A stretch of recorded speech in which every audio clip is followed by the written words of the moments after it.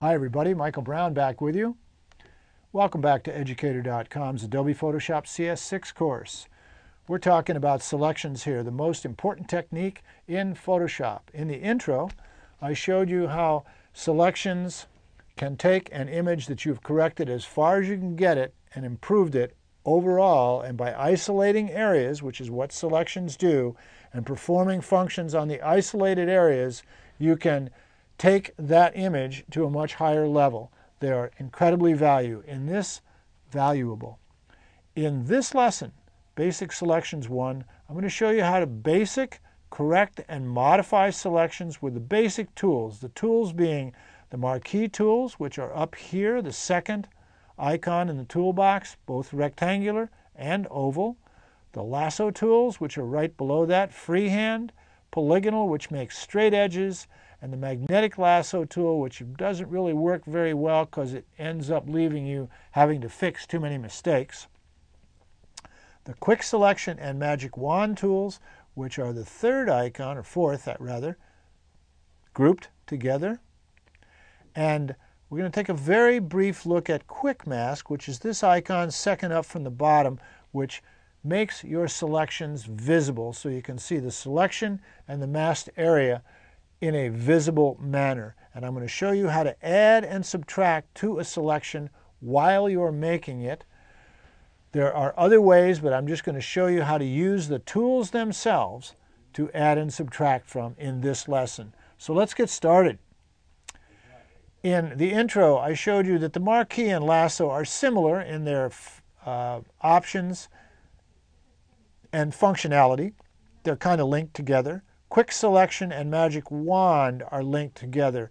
The quick selection tool looks for edges by using texture and color to define an edge.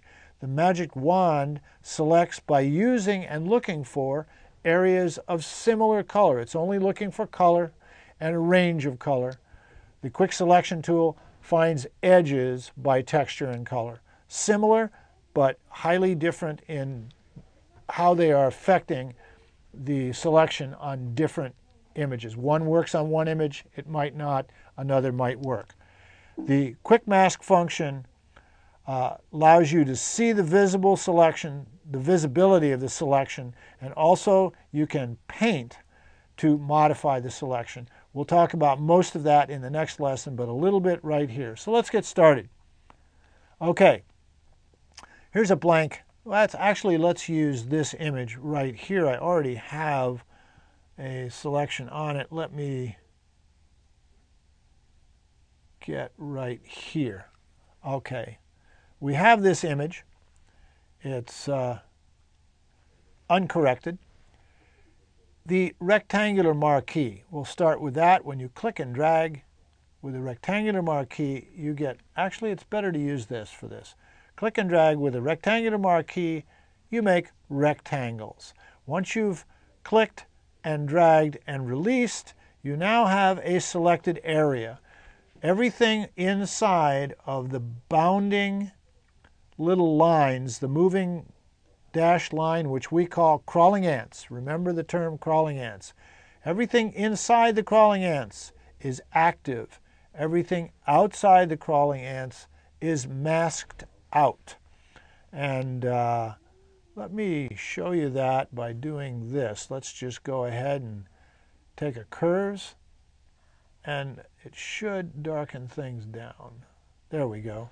Notice everything inside of the boundary was affected, nothing outside of the boundary at all.